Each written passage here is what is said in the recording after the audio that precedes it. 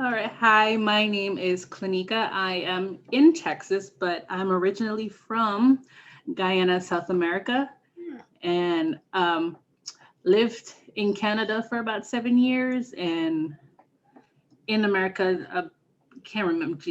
I'm here in North America a total of 20 years now. Um, I um, I do customer service for City of Austin Utilities. I'm a member of leadership there, and I've been with them since 2013. Nice. So yeah, so that's a little bit about me. And then of course I'm in the support group for. So I'm in there. I recently got in there, and I try to give advice and answer questions as I can in the best of my capability based on my experiences, of course. So, what would you when, I guess I can say, did your journey of living with PCOS started? My journey began when I was 13. I didn't know it at the time that it was the beginning of my journey, but that's essentially when it begun. Is I that when got my puberty first, started? yeah, I got my first cycle when I was 13, and I remember it like it was yesterday because I woke up the morning, I'm like, oh, you're finally here, yay! Yay, And that then was I was not like, my experience. I did not say yay. well, no, like my mom was preparing me since I was 9 because that's when girls when they're supposed to. So I remember like when I turned 9, my mom gave me this little bag, and she had panty liners and pads and Awesome. wipes in it. So she didn't say what at first. She goes, just in case something happens, because you're gonna become a young lady soon, you have this in your bag and you're prepared. So it's like I was being prepared for it for a while, Yeah. and so and there periodically, and at 13 I wasn't living with my mom at the time as well. At 13 I was in Canada with my dad. So I mean, my mom would call periodically. She's like, did you get your friend yet with the red dress? I'm like, no. She goes, okay, just checking. And so when I finally got it at 13, I'm like, oh, you're finally here, like we were expecting you Got it. for a Okay. long time. Right. But the reason why I remember it like it was yesterday, because it was the most painful experience of my life. So it came, I thought nothing of it. And then I think like 2 hours into my first period, I was in school at the time, and Mm. I literally had to be rolled up in a ball on the floor in my classroom because I was hurting from the waist down to my ankles. To your ankles. To my all my joints from the waist down was in excruciating pain. Oh, That's how bad the pain was. They had to call my stepmom to come pick me up from school because I could not function. damn. So that was my first experience, and thought nothing of it. And then for the first 3 days, that's what my life was like. I am now immune to Tylenol because I took so much Tylenol trying to ease the pain that it doesn't work for me anymore. Your body's like, So that was the start of my journey. And then at that point, I would get my it was literally count like clockwork. Every 3 months it would show up, and then I would think I'm fine. I would go to school. 2 hours into it starting, I'm in my classroom in a ball on the floor, what? So they pretty and much they have to put come you pick me in up. school for this. Yeah. And it's like, because like my brain is like not thinking, I'm only getting this every 3 months. So I'm getting a 3 month break in between Yeah. this. And so my brain isn't thinking that, oh, in 2 hours, you're going to be in excruciating pain and you can't do nothing with your life. So I would still go to school thinking I can handle this. And every 3 months they call, can you come pick her up? She can't, she's not doing good. Wow. Like clockwork. Every 3 months and 2 hours after I got it, I'm in a ball on the floor because I can't, my ankles are hurting, my knees are hurting, my hips are hurting, my back, and I feel like there's a demon on the inside just trying to claw its way out. Mm, I can't even freaking imagine that. Yeah, so At that that age. it was terrible. And then so from 13 all the way to 15, that's what it was like. I think when 15 came, it started to change. It would be once every 3 months, but then instead of it lasting the 7 days like it was 13 through 14, it would be whenever it wanted to go away. So it started lasting 3, 4 weeks. I've had my period for as long as 6 weeks. Oh my goodness. Actually, I've had it 8 weeks. 8 weeks? 8 weeks. Yo, that That I legit have mine like 5 to 7 days, and I'm like, dude, this is long. You said that it. is that is my dream right now. My gosh. um, and so I remember one time I was 15, I was in New York with my mom for the summer, and she was like, "This isn't right." And at the time, of course, I'm not living in New York, so my mom doesn't have insurance for me. Everything's from me in Canada. So when my dad came to pick me up, she's like, "You need to get her checked out. Like, whatever this is that's going on, this is not normal. She's not functioning right. You need to get her checked out." He didn't do it. Not to say I don't, it's just men. Were you the only child? No, I have two smaller sisters. 'Cause I'm the only child with him and my mom. Got it. But I do have two smaller sisters. And it's not even the fact that he didn't do it. It's like he could have at least said to my stepmom, Can you take her? that didn't happen. I don't know if it didn't happen. I can't. I don't know. That's a whole nother story that I don't want to dig too deep into. But Yeah. it was a situation. It was a situation. It was a stepmom situation. It was the stigma that we know about with stepmom situations for sure. Mm-hmm. Um, to add to with the 13, with getting my period at 13, also I didn't know was the beginning. I watched your previous video and you talked about having a lump in your breast. And I was like, wait a minute, hold on. Yeah. Because I had a lump in my breast. When I got my cycle came along with me discovering that I had a lump in my breast. It was Oh, I want to hear your experience with that, because for me it was like, oh, well, because I was always like heavy chested, yes, so it same. was always like, you're big size, so that's normal for you. Well, what happened with me is like when I discovered the lump, I told my stepmom about it, and she's like, "Oh, that's normal. Girls always have lumps." And so me being 13, I'm like, "Oh, okay, but it's here." It got to the point where like, if you hugged me, Yeah. I couldn't have like a close embrace with anyone because there was just this that it would hurt. And so like when my friends came and see me, they would like want to rush. I'm like, please Right. Oh my God. don't do that. So I went from 13 to 17 with having this lump in my breast. What? Wait. So okay. It must be a different lump because what? 13 to 17, it was the size of a tennis ball on the right breast. If you grab the side of, if you like all of this on my breast was a mass that was in my breast. God. And it's like, so at the time of 17, my dad and my stepmom were no longer together and he had a new girlfriend. And she made it very comfortable that I could talk to her about anything. And so we were just talking one day about breasts and we were doing our, check and whatever. And I told her, I was like, I have a lump in my right breast. Like very nonchalant because it's been so many years. It's been so many years, it's so long. I'm like, and she's like, Clinique, don't play about that. That's something serious. I'm like, I'm not playing. I have a lump in my breast, my right breast. She goes, no. I'm like, yes. And I grabbed her hand and I put her hand on it so she can feel it. Yeah.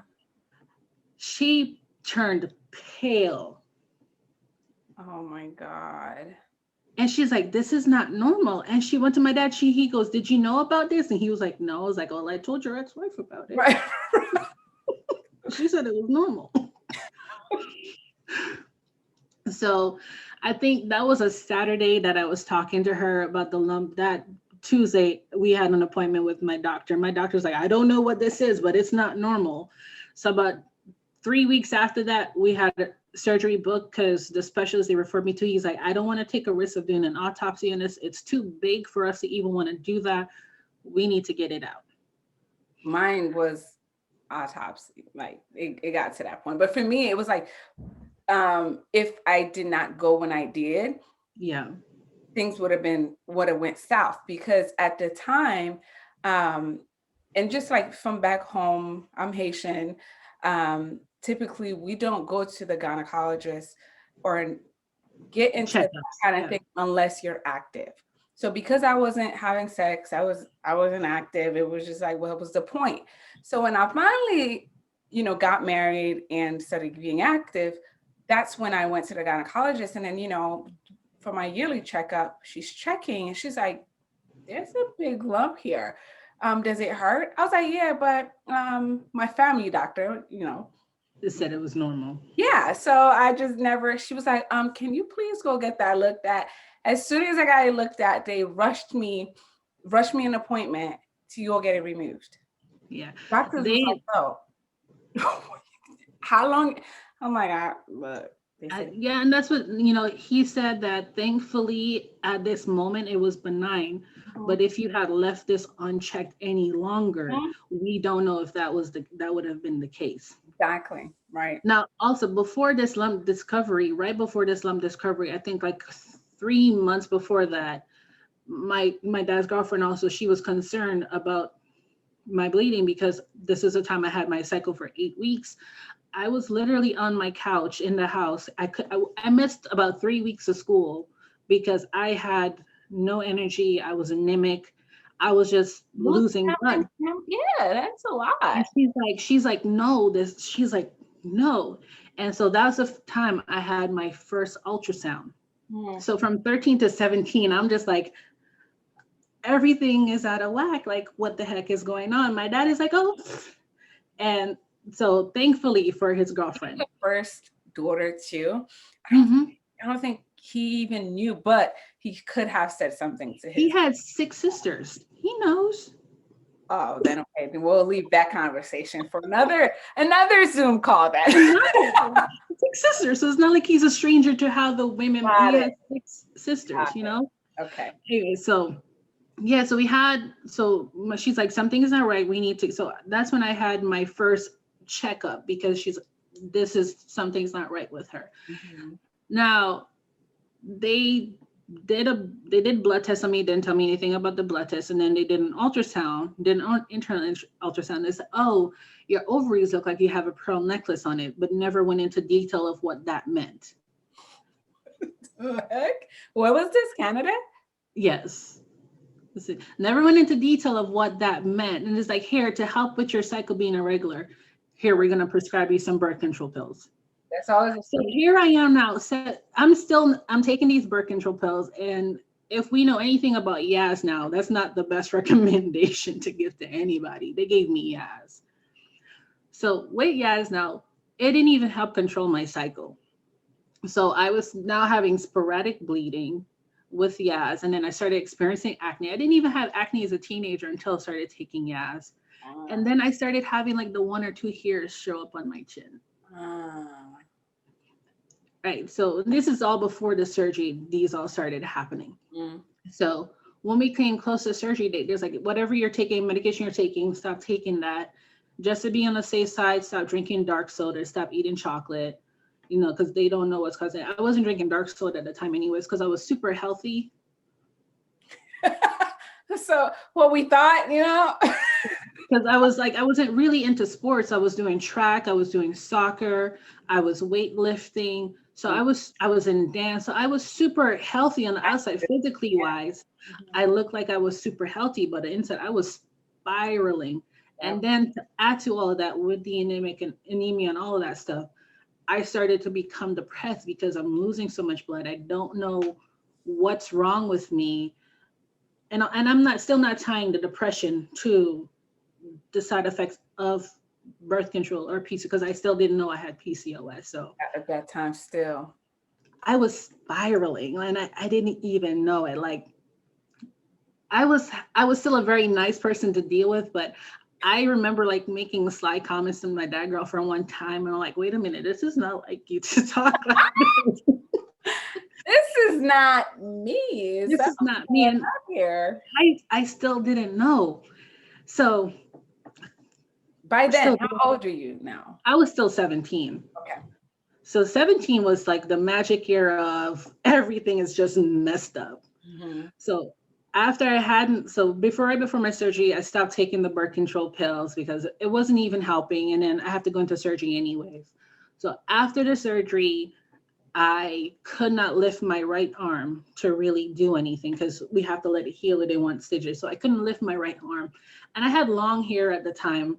And once I started recovering or whatever, I noticed my hair was starting to fall out. And I never had an issue with my hair. Like if anyone talked about me growing up, was like, this child got a head full of hair. And so, you know, it kind of like became like my crown, my glory. And so my hair started falling out. And I was like, okay, what do I do now? Right. I can't even raise my hand to say I'm gonna comb it and put it up in a ponytail or deal with it like I normally take care of it or whatnot. And so I grabbed my dad's clippers from under the sink and I cut it all off. Look, that's the easiest solution. And it's like, for me, it's like, and my mindset at that time was like, if it's not healthy, what's the point of keeping it? Like, it didn't even matter to me anymore to have long hair. Like I thought it didn't matter. It's like, it's not healthy. It's falling out. I hate seeing clumps of my hair in the shower. Every time I wash it, I hate seeing clumps of hair in my comb. I'm just going to cut it so I don't have to see it. Right. So I cut my hair off like late 17, and my dad freaked out. Oh yeah. I Well, because he left the morning for work with me having hair down my back, came home and I literally had a number 4 face. I would have gone nuts too. Like, what just happened? Is she losing it up here? Like, what is going on? But no one thought that I was losing it. They just thought that I was being a rebellious teenager, but no one seemed to check to say, like, what is really going on with this girl? She's bleeding. She just had surgery at 17 to remove a mass from her breast. And now she's cutting her hair off. Like, what's going on? No one thought to ask. No one thought to ask that. And even we're Caribbean people, because like I'm originally from Guyana. So Caribbean parents in general, because newer generations, we now focus more on mental health, but mental health is suck it up. You're going to be fine. Here's the Bible. No such thing. No, like, and even for your kids, like you don't have nothing to have mental issues about. You have a roof over your head and food in your fridge. Or you're making it up, or I'll give you something to feel crazy about. Yes. So like, you know, things wasn't adding up. And so like, even I remember a day, like I hadn't even told my mom, and me and my mom were like this, even though I was living in Canada, me and my mom spoke every day, but I didn't even tell my mom that I had cut my hair off. So like one day I was over at my aunt's house, and my mom called, and he was still, this was like a month after I cut my hair, and he's still pissed.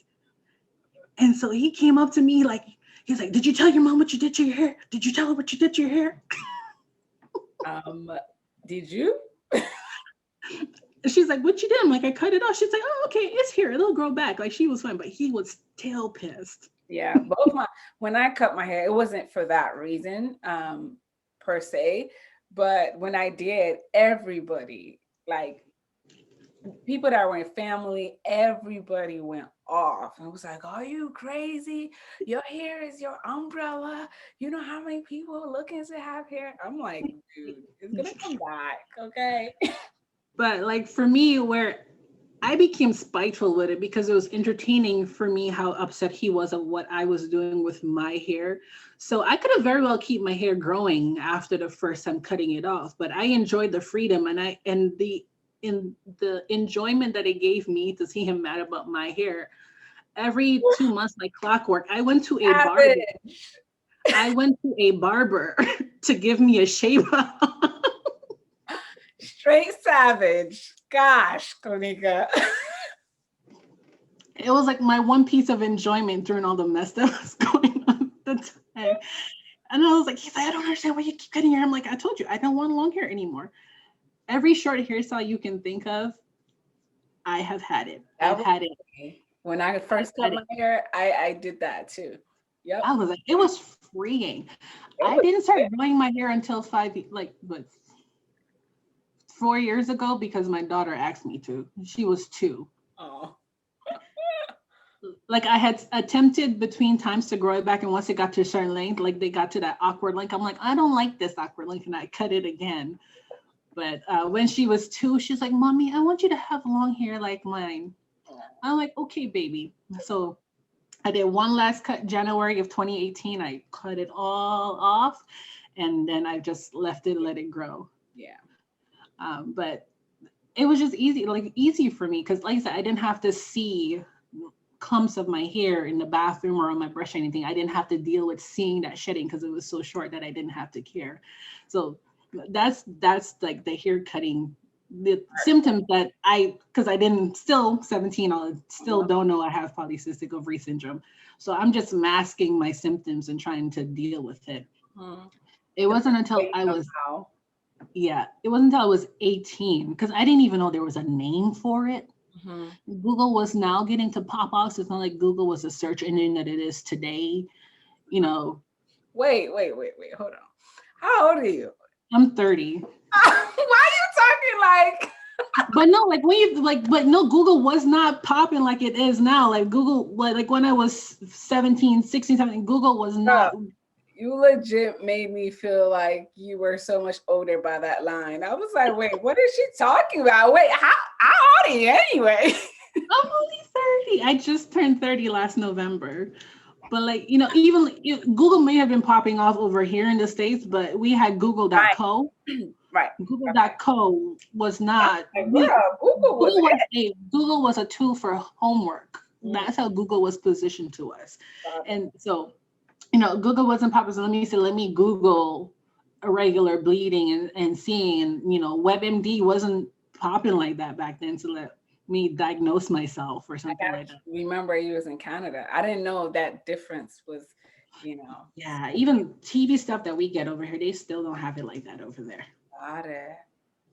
So it's definitely a little bit different, but so I didn't have the resources like that until later. But like coming into 18, I was getting ready to, I was just about to be out of high school. No, high school was finished, and I was going on vacation with my mom. And so I remember 2 weeks before going into New York, I had my cycle. I was with her in New York for a week before we flew into Guyana. That week in New York, it was still there. And then a week into my vacation in Guyana, it was still there. And she was like, I'm done. I've had enough of it. You're supposed to be enjoying your vacation. You can't even enjoy your vacation because your hair literally suffering. And so she took me to our doctor that we had in Guyana. Within 20 minutes of me telling him what I had, he didn't even do a test. Right. He's like, this is what you have. And I was like, to think that I have to go to a third world country, as they would call it over here, to get a diagnosis in less than 20 minutes. And from 13 to 17, I'm here struggling. And my doctor couldn't even tell me more than you have pearl necklace on your ovaries. It's ridiculous. So, and it's like, so that's when I finally got my diagnosis at 18. But even then, what he went into was kind of like, the only thing I focused on that conversation, because he made it like a big focus, is that you will probably never have kids naturally. That part. I was like, yeah, that's usually it for us, because it's just like, dude, what do you mean? I'm so young. My life have not even started. Are you telling me I may not have freaking kids? And I was like, I love the kids. Like, if I was the family babysitter, that was me, because they knew that I loved the kids and I was good with the kids. Like, everyone is like, oh, you're gonna be such a good mother one day, and I was looking forward to that, and it literally felt like it got ripped out of my soul. So tell us about that, like, because you have a 2-year-old now, or how old is she? She's 5 now. 5 now, yeah. Yeah. So my husband and I, we tried for 2 years on our own, and nothing was happening. And then I think within 6 months of trying, a year in, we had started to work with my OB-GYN at the time. And she's like, okay, so, you know, you guys seem like you're doing everything right. We're going to have you try on your own some more for additional 6 months. If after that 6 months, nothing happens, then we would look to fertility treatment. At that time, we were still fairly young, because we had started trying before we got married. We weren't trying before we got pregnant, but we were not trying, because we were like, we're married, we're young, we know Gonna what, have fun for now. like, so we were having fun, but we were having a lot of fun, and nothing was coming from the fun. And so when we did get married in 2013, when we did get married, we said, okay, let's actively start trying. Mhm. And then it wasn't happening. So we tried again. So I think it was May of 2014. She was like, okay, we're gonna go look to, start fertility treatments. You guys talk it over, see what you wanted to do. And we're like, you know what? We're newlyweds. We're still young. We still have a whole lot to figure out. Let's just put baby on the back burner for right now. Let's just enjoy being like newlyweds. Let's build up our stuff. Let's get our stuff together. And then, And give it a year or so. adding another party. Yeah. And so we left it at that, think nothing of it. And at that time, I think I was already eating, we ate pretty fairly healthy, but at that time I started looking into, we had more stuff around in terms of PCOS because now I know what I have, so I know what to look for. Right. And I started looking into a low GI diet, looking into low glycemic index foods. And so I started cutting out the white flour, white bread, white rice. I started actually making my own bread at home to just not have to deal with preservatives. I recently saw that and I was blown away. I haven't tried it yet, but I recently, well, my best friend sent it to me on YouTube of how, like, it was like what, 2-3 ingredients. And I was like, whoa, because I love bread. So it's like, whoa. Now, I have not fully gone to gluten-free yet because I know people have been, saying go gluten-free. I have not gotten to that point yet. I've tried the gluten-free options, and the texture and I are not friends. Even if you make it? Even if I make it, there's something about that grainy. Yeah. Have you I have a love. I think it's spelt flour. I might have to try. Dr. CB have some different Yeah, flour. So. I've tried coconut flour and almond flour. That didn't work? I do not like the texture. Oh. Because I'm so used to that, I did not like the texture. And then I have a love-hate relationship with almonds because I feel like it tried to, I love almonds on their own. Like I can eat almonds, I can pick up a few almonds and eat it and I'm fine, I love them. But I feel like when you get into almond milk and almond flour, the almond flavor takes over everything else and all you taste is almonds. I'm all for it. There's the cashew. I don't like to eat cashew, and unless it's the milk, then I'll do it. Yeah. Or when I do it as my pasta, because yes, sauce, because I don't do dairy. That's when I'm yeah. But I don't do dairy. I have been lactose intolerant for all my life. It's the family curse. Oh, so it wasn't a choice. I'm like, oh.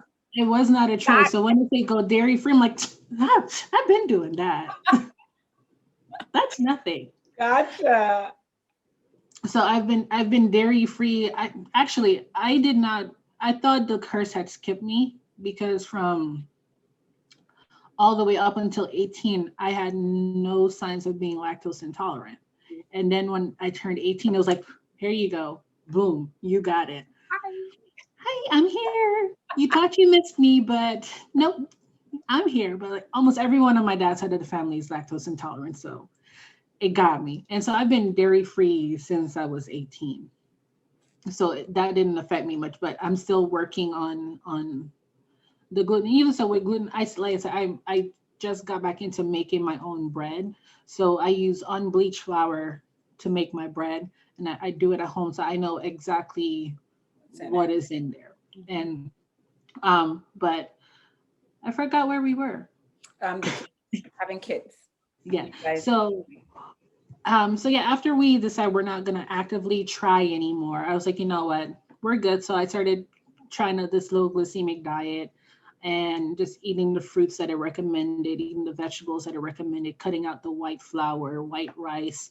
I already did not drink juice and sodas at that time because I was still disciplined from when I was, weightlifting and track and all that stuff. Yeah. And then I had got back into weightlifting and resistance training. So without us thinking, we got pregnant in June. So she said, May, she said, we're going to look to fertility treatments. I was like, nope, we're just going to hold off weight. And then June, I'm like, actually, I went 8 weeks without knowing that I was pregnant. Wow. Because Everything, you didn't have any morning sickness, none of that. only thing I had was my boobs hurting. And then I thought like my period's going to come, like maybe yay, because my periods were still very irregular. Yeah. So my boobs were hurting, I think like maybe week 4 or whatever. I'm like, my boobs are hurting. What is this? Like, what's going on? Maybe my period's going to come. So I'm thinking nothing of it. Mm-hmm. And then like one Sunday morning, I woke up. I'm like, you know what? Let me take this test just for shits and giggles. Excuse my French. I was like, I'm just going to take it. And like, it's probably going to say no, but let me just, take it just to see what it says. And I took a whole 3 tests. Let me make sure, okay? Because I know it's not. The first one, the line was very faint. Like it was there, but it was almost like it wasn't there. I'm like, nope, I'm not. Let me get my. And so I sent it to my girlfriend at the time. I'm like, do you see what I see? Because I'm not sure if I'm seeing this. Right? She had just had her daughter not too long ago. Like she's a pro at seeing these. Yeah. She goes, yes, love, there's a line. That's what you see. I'm like, nah, I'm gonna take another one. We gotta be sure. So I took another one and it was a little bit brighter. I'm like, okay, yeah, okay. And I went into like full freak out mode because I'm like, this really did happen. Yeah. Like, it's happening. And so I called my mom. I'm like, Mom, I think I'm pregnant. And she's like, oh, I was just waiting for you to tell me. I already had the dreams about the fish. I was like, so you mean to tell me you had me sitting here not knowing that I was pregnant, all for you to have a dream and not call me and tell me? She's like, I know, I was just waiting for you to tell me.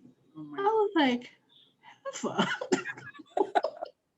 In the most respectful way. So through that phone real quick. Yeah, so that's how I found that I was pregnant. So I went in, I got checked just to make sure that I still wasn't. No, I sent my husband a picture because he was at work. He was at home when I took the first test, but he didn't know for sure because the line was so faint. So I took a picture of the second test and sent it to him at his work. I'm like, I think we're gonna be parents. And then when he got home that night, because that line was still faint, even though it was a little bit brighter, it was still faint. We went and we got the digital one that said pregnant. And so once that said pregnant, I'm like, okay, it's for real. It's not a joke. Doctor. Right. And so we went to the doctor like the following Tuesday.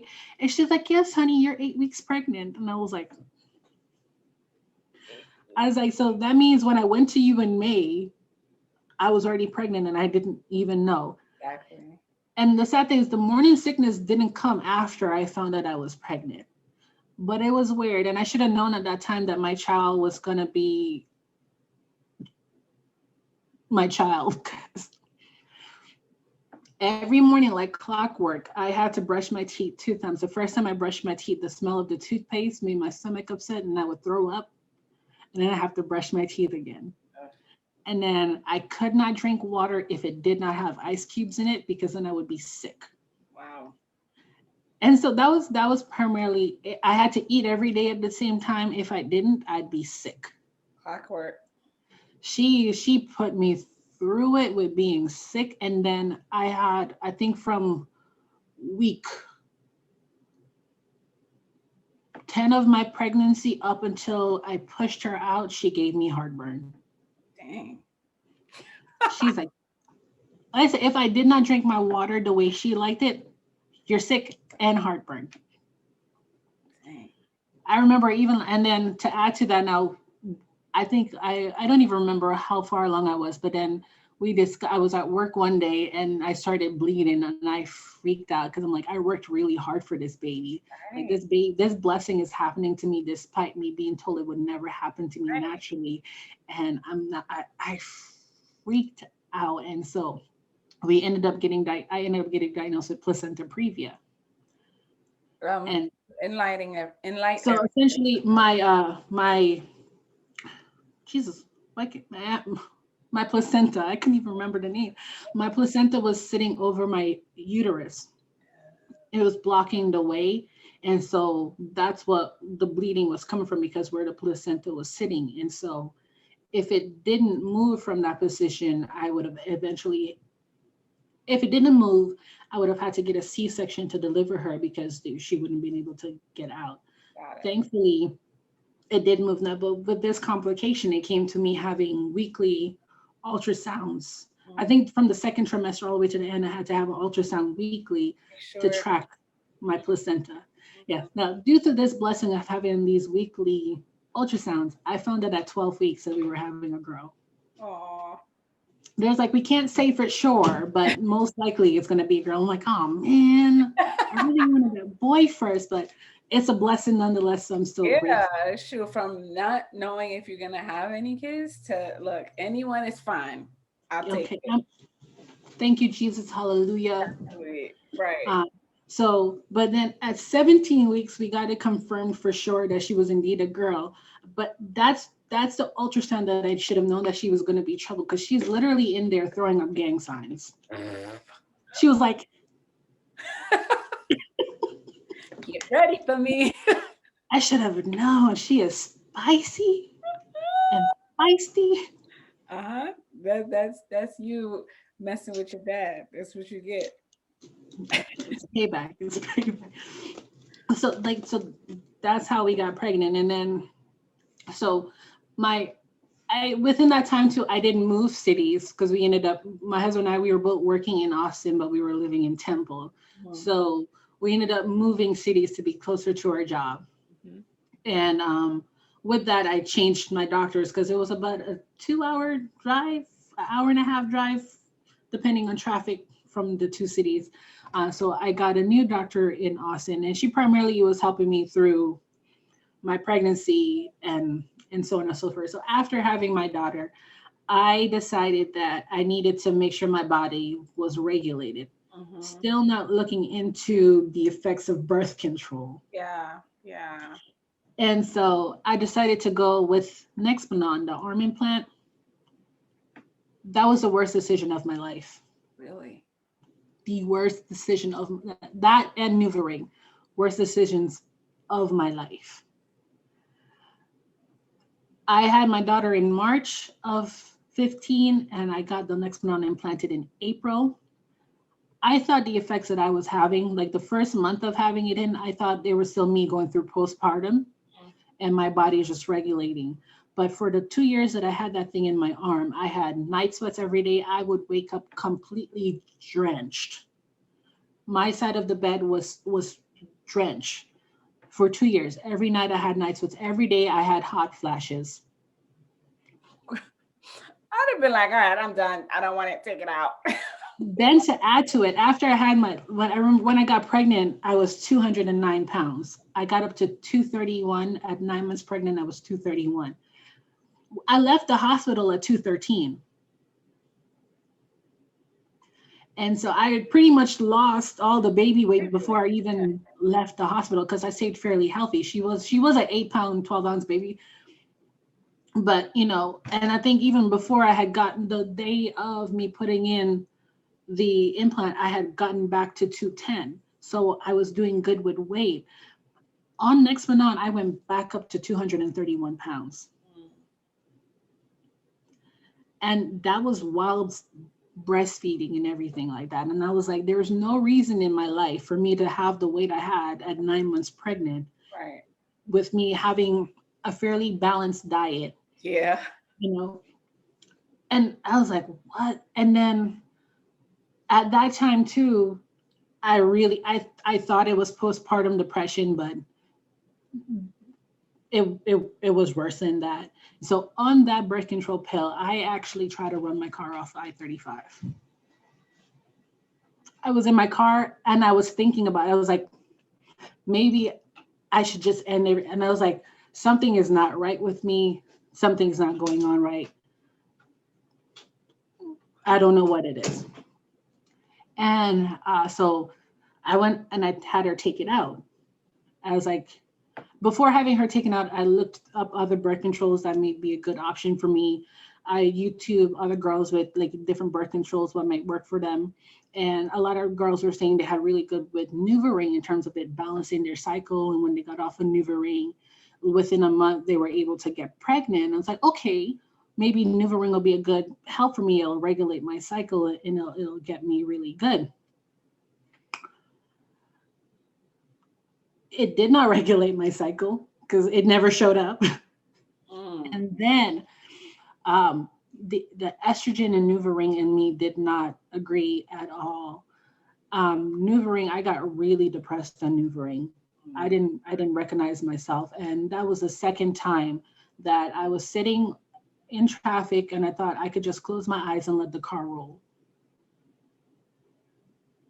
Why do they allow people to take these things? So I'm very anti-birth control right now. Oh my Just for God. those three. I'm super, and whenever I see a girl on the thing say I'm thinking about getting birth control, in my head I'm like, no, don't do it. All Don't of do it. them. Almost all of them. There's so many prescription being thrown out there, and I'm like, oh my gosh, if only if I can just take you all and say Hype no, you up and hold you and say, don't do this. I'm don't like, do no. it. And especially like the young girls, like it hurts me. Like I feel like my heart physically aches when I see a story of a 16-year-old girl getting diagnosed and they're prescribing her birth control pills. I'm like, why are they still doing this? And No, it's still happening. Like Cloenica, like one of the girls, once when I post her story, you'll hear, I was heartbroken for what happened to her because they prescribed her birth control. Like it's ridiculous. But I told her, I was like, yo, it's a business. it is. They're doctors, but it's a business.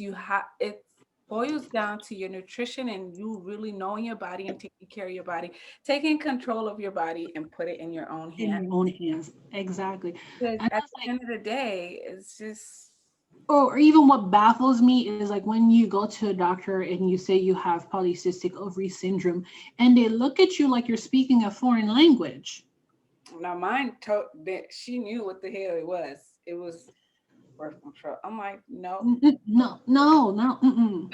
So I And never or metformin. I didn't do it. I didn't do it. I went, I guess, like people would call it, because they always say that when I explain my lifestyle, they call it extra or dramatic, whatever. I'll do that versus birth control. Like I did the fasting, I did the clean eating, I did the no meat.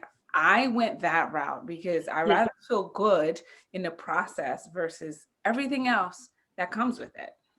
Yeah. And like even like I said, I have been inconsistent with my diet. I'm actually right now 2020 coming to an end. I was like, I need to go full on and make the change and be consistent with it because it's like what I was doing when I got pregnant, it didn't click to me that what I was doing then was what had helped me. And so like me following my steps, so like I need to get back to that place. And Yeah. so that's where my focus is because I shared my story, I, a short version of my story, because sometimes I need accountability. It's like you need For to sure. get on top of your your Sure. stuff. For And sure. so I shared my story in terms of me being accountable and me staying consistent with it. I also, like I said, I want to help those young girls Yeah. that are getting the diagnosis that don't know where to turn when they get their diagnosis like I was.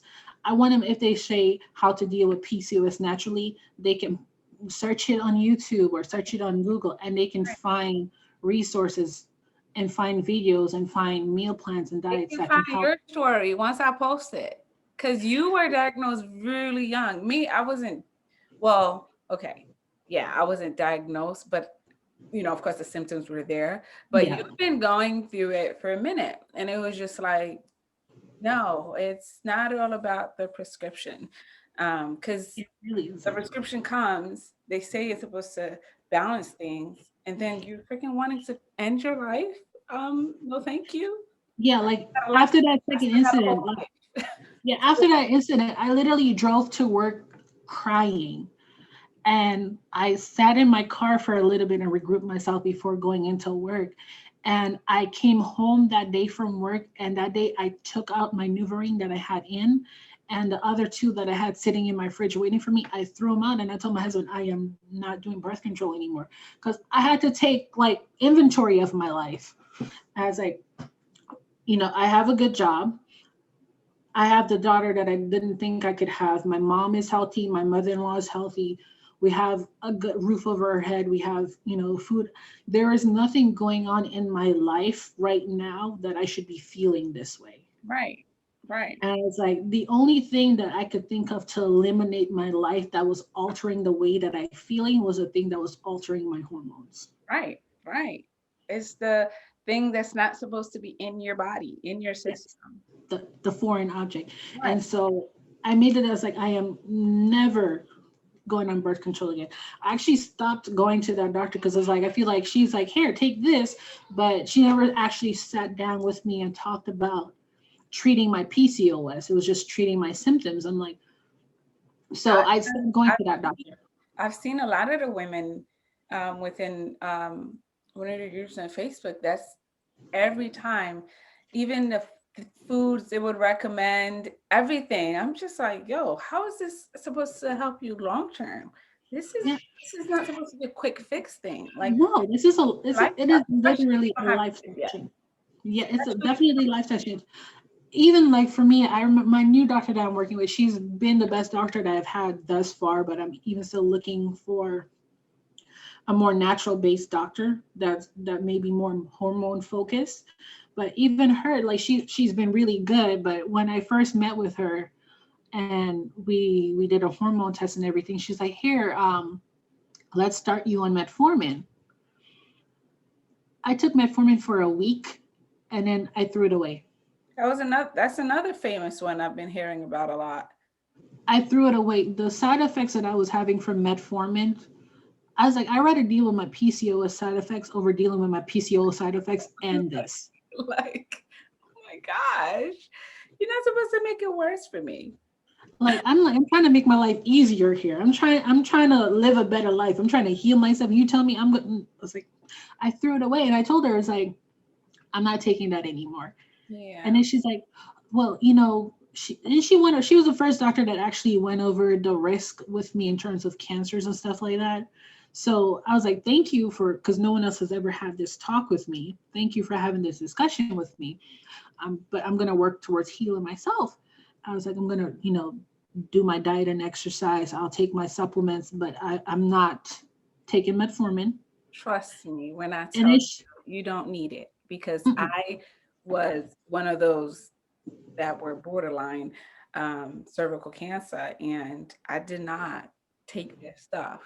I went the route of, that I mentioned. natural. Yeah, but yo, it's possible.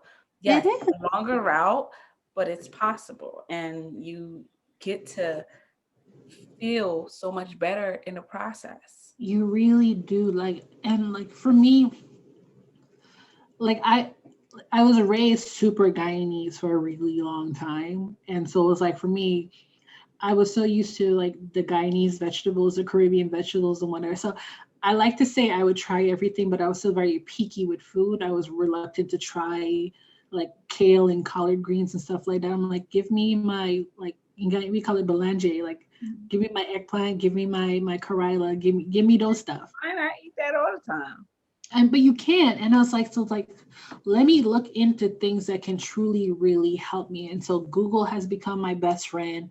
Pinterest is a really good place if you type in PCO diets. There's so much stuff that comes up on Pinterest in terms of diet plans. And Here's the thing with that, right? That's cool. But because everybody is throwing things out there, their yes, own recommendation, I would be very mindful with which ones that you're taking on. exactly. Me, when it comes to diets, like I go to people or places or things that I see proof and that I know Exactly. it's working. Like that's why, like I mentioned Dr. CB before, because I know what Yeah. his things are about. Yeah. Or there's this other guy called Moabi something. Yeah. I know because I did it, and and I only did it because I've seen and I've researched them Yeah. for a while. And then of course the program that I'm currently on, which I've been on for over 7 years now, I know and I've seen and have proof, because Yeah. so much things is being put out there right now with regarding PCOS, and I'm like, some of them are not legit. And like for me, like when I look, because like I said, I like to lean towards the lower GI foods. Mhm. Excuse me. So like if I go on Pinterest and I'm looking something, I'll look to low GI food recipes. Mhm. Or I'll look to something that'll give me inspiration for something that I could create myself. Right. Because number two, I feel like a lot of people have made PCOS into a capitalist thing where they can Mhm. capitalize on it and make money off of it. I was like, I'm Right. just out here trying to help somebody. Mhm. Like, yes, you want to be paid for your hard time, but at the same time, it's like, I'm really not out here trying to capitalize on anybody or put into anybody's pockets, especially if I don't have full proof that you have actually helped anybody. Mhm. So Mhm. for me, I'll look for inspiration, but to say I'm gonna pay for your meal plan, not doing that. Mhm. Mhm. Yeah, So like for even like me, Dr. I'll C, share I'll share what works for me. If you want to try it, then of yeah, course. But that's what it boils down to. Okay, so you've done this. How have that worked for you? Okay, great. And then that's it. You just continue on, but it's not more so like if it works, it works. So it's not necessarily like, okay, not and wanting then to pay for it. Look, I'll pay for whatever works. if I see that it works, and then I know a lot of things that I've noticed is like even up until recently, a lot of people weren't focusing on the different types of PCOS. So it was like this one thing, this cure all. And and that's why I emphasize on that a lot in my posts. And this is another reason why I'm doing these. Yeah. Your symptoms are not mine. I have not had full facial hair. Yeah. I've had the crazy cramps that I'm curled up and can't do ish. I have a normal period. You know what I mean? Like it's Yeah. different for when I say normal period, meaning lengthwise. Yeah. Pain, okay, that's a different story. But lengthwise, no, I've never experienced weeks of freaking period. I'll go nuts. So it's just like you can't categorize everybody, and that's why I'm doing these because everybody's journey is different. And Yeah. then when you listen, you see which one you relate to more, and you're like, "Yo, this was me." Like the other girl that I spoke, like I had goosebumps because her whole experience, I'm like, I don't know how or I would be able to deal with it. Yours still is just like everybody's experience is different. You get to hear and pick and choose what it is. And that's what that was Yeah. my next question to ask you. What it is that you can try yourself and stay away from to help you continue living your life and not letting PCOS is just a diagnosis. Like it's not your Yeah. life. It doesn't have to control everything, you know? For me, But what has helped for sure is I've definitely gotten to the point where I have cut out artificial sugar. Like every now and then I will crave something and I'll have it. I try not to put the hard mental restriction on myself to feel like I'm missing out on something. it won't last if you do that. Right. So, and I don't crave, like once I think I started cutting out sugars when I was 20. And I got to the point where I can drink my tea without sugar. I don't crave for juice. I don't crave for soda. I Same. don't like I've really never had the cravings for it. So my big thing with sweets was the cakes and the cookies. And I wasn't tying that to insulin resistance at the time, but it would get to the point where I would eat the whole singular tray of the cookies. Like And so I got to the point where it's like I cut out the processed sugars. That was my first step because I'm now down to 214. I had gone down by holiday time and stress and whatnot. I went back up to 214, but I was at 210 the other day. I'm really trying to get out of these 200s, but really cutting out sugars, cutting out the white bread, and de-stressing my life as much as possible has definitely helped me. But my first start was getting rid of the sugars. Okay. So sugars, stay away from white flour, Flour, yeah. and then um, being mindful of your stress level. Yes, Yeah. definitely. Okay. And because through research, I didn't realize how much stress was affecting my hormones. Mm-hmm. And so I remember a time where I was doing everything that I'm supposed to do, eating my greens, eating right, drinking my water, working out, but I was stressing out over my job and kids and money. And here I am just gaining weight when I should be losing it. Yeah. Yeah. And that was one time where I got back up to the 231 and I was like, let me reevaluate my life again. Yeah. What is one thing in here that you're doing that's not helping you?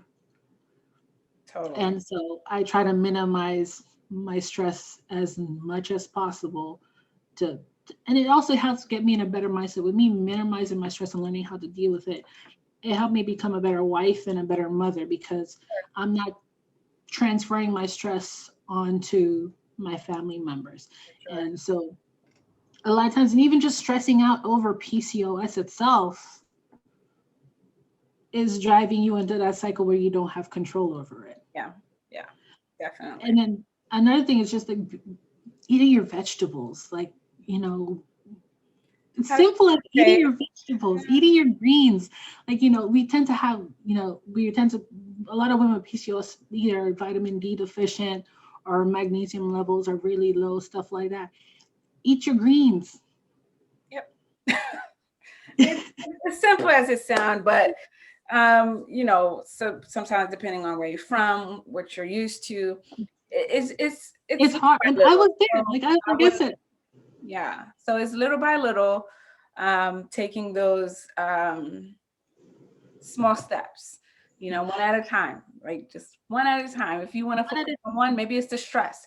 Okay, I'll work on my stress. I'll work on who I allow to be in around. your circle. Exactly. Yes. Allow who you allow in your circle. Even if you have to cut certain family members off, if they're not doing good for your mind, body, and spirit, Exactly. put them off to the side. Yeah. Yo, Cloenica, thank you so much for your You time. are very welcome. No, thank you. I think this is really awesome what you're doing because it's like I feel we all know we've all been through the moments where we literally feel alone in this and like we're the only people that's going through this. And not a lot of us are hearing from people who are going through it as we're Like going through. right now. Right. Yes. Yeah. So I think this is super awesome what you're doing. Like Thank I was like, oh my God. you. Like Thank you there's a so much. woman like me who Yeah. is like really trying to like get her story out. So thank you so much. Absolutely. I truly appreciate your contribution to it. And it's only the beginning. Like people get to really see and understand that, like you just said, they're not alone. And two, it's not a one size fit all. Um, everybody's journey is different. And we get to just pick and see who we relate to. And then just go. That's why like it's a huge deal for me to share where these people can find you, because then they could send you a message. Yo, Cloenica, thank you so much for your share. This is what I got from it, and this is what it's done for me. So just go ahead and send me a message with all the deets, and I'll add it in the description. Um, but I truly, again, appreciate your time and your contribution to this. And we'll definitely talk some more on some other things Definitely, definitely. that Yeah. we can do together, um, to, help these women out there without the use of so much medicine. The man-made created additives. We can do without, you We know. definitely can, definitely. And like I said, I have been off of birth. Like, yes, my cycle is still irregular, but I've been able to even induce my cycle to coming back on, because when I wasn't having it after the birth control, I went almost a year of not having a cycle at all. So I was able to trigger it to come back on by just diet and exercise. That's where it's at. So now my main focus is to continue with the diet and exercise so I can trigger it to be regular every month. And I know I can do it, because if I did it without thinking about it and got pregnant, I know that now that I'm consciously thinking about it and doing it, I can do it to get my body to function normally. Yeah, one of the other ladies got two. It's possible, but we'll chat more. Definitely will. Definitely will share this. And then when I do post it, I'll share the link with you too. So you can share it with whoever you want to. I'll post it in the group too, but whoever may relate to you, you can hear your full story and all that. Again, thanks again, and we'll talk soon. Thank you. You take care and enjoy the rest of your day. You too.